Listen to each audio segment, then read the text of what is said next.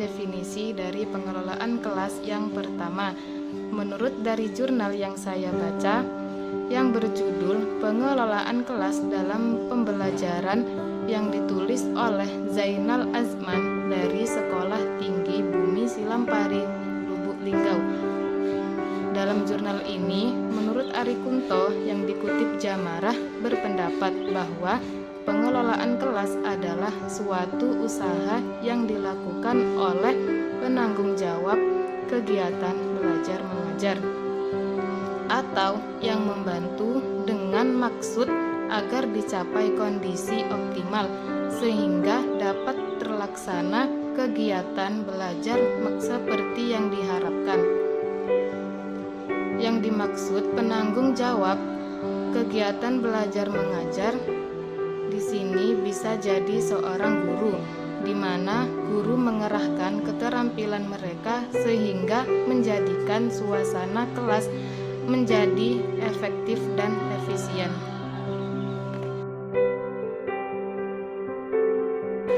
Definisi lain juga disebutkan dalam buku yang berjudul Pengelolaan Kelas karya Dr. Andes Muhammad Aunur Rafiq MA bahwa menurut Usman, pengelolaan kelas adalah keterampilan guru untuk menciptakan dan memelihara kondisi belajar yang optimal dan mengembalikannya bila terjadi gangguan dalam proses belajar mengajar.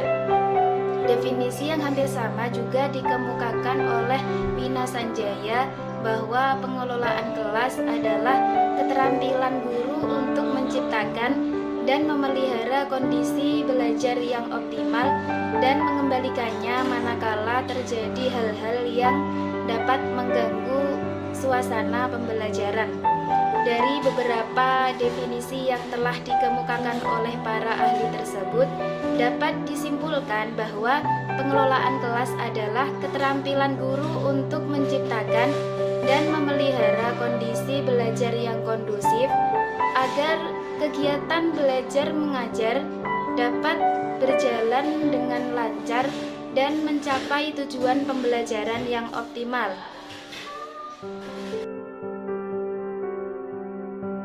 Dari referensi yang saya baca mengenai prinsip pengelolaan kelas, yaitu dari sebuah jurnal pendidikan dan konseling yang berjudul Manajemen Pengelolaan Kelas.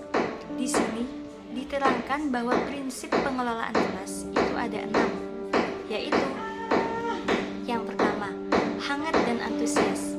Hangat dan antusias sangat diperlukan dalam proses belajar mengajar. Karena apa? Karena guru yang hangat dan akrab dengan peserta didik selalu menunjukkan antusias pada tugas dan aktivitasnya. Jadi, guru harus merasa memiliki anak-anak dan suasana di dalam kelas, harus menikmati pada saat pembelajaran berlangsung, sehingga nanti suasana itu dapat berkualitas. Kalau sudah seperti itu, maka dengan sendirinya materi yang kita bahas dapat diterima baik dan mudah diresapi peserta didik. Prinsip yang kedua yaitu tantangan. Memberikan tantangan di sini bukan seperti halnya memberikan cobaan, tapi bagaimana caranya agar siswa mau berpikir.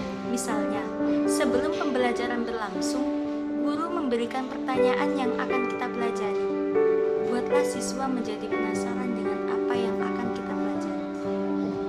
Prinsip yang ketiga yaitu bervariasi. Di sini guru harus tampil aktif dan kreatif. Diusahakan guru bukan hanya menggunakan metode ceramah agar siswa tidak bosan, tapi guru juga harus kreatif untuk membangun dan menghidupkan suasana kelas.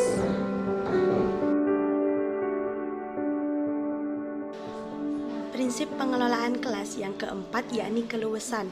Keluasan tingkah laku guru untuk mengubah strategi mengajarnya dapat mencegah kemungkinan munculnya gangguan peserta didik serta menciptakan iklim belajar mengajar yang efektif. Yang kelima yakni penekanan pada hal-hal yang positif.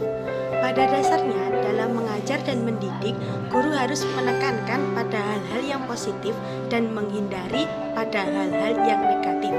Penekanan tersebut dapat dilakukan dengan pemberian penguatan yang positif dan dan kesadaran guru untuk menghindari kesalahan yang dapat mengganggu proses pembelajaran.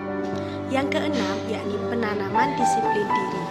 Peserta didik dapat mengembangkan disiplin diri sendiri. Karena itu, guru sebaiknya selalu mendorong peserta didik untuk melaksanakan disiplin diri sendiri, dan guru hendaknya menjadi teladan mengenai pengendalian diri dan pelaksanaan tanggung jawab.